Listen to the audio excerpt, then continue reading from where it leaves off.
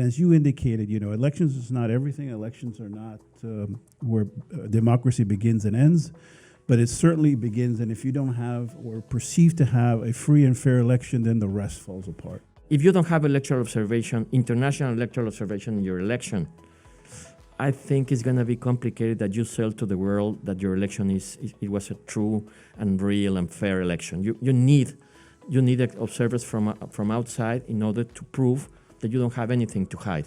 And that's part of the problem in some countries. Observation is not just about what's unfolding on election day and the results process, although that's fundamental, and we've seen some real challenges around that in Guatemala and Venezuela. But it has evolved over time into very technical monitoring of core vulnerabilities in the electoral process. Electoral integrity, which essentially is the focus of observation. What it is there for is to give citizens confidence in the actual legitimacy of the electoral process and the institution, but also the perceived legitimacy of the process, because it's often that perception that these days is coming under attack.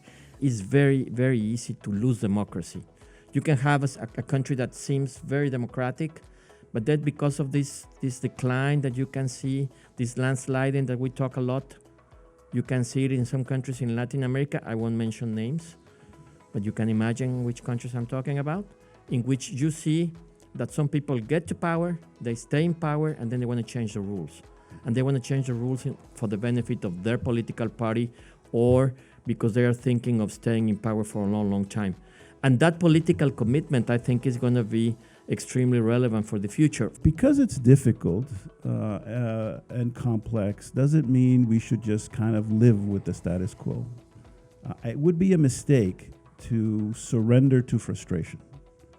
It would be a mistake to surrender to the strategy that Maduro has of just waiting us out.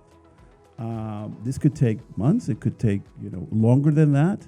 But we have to be persistent. But more importantly, we have to do this in support of the Venezuelan people and the democratic forces within Venezuela. They are the protagonists in this story.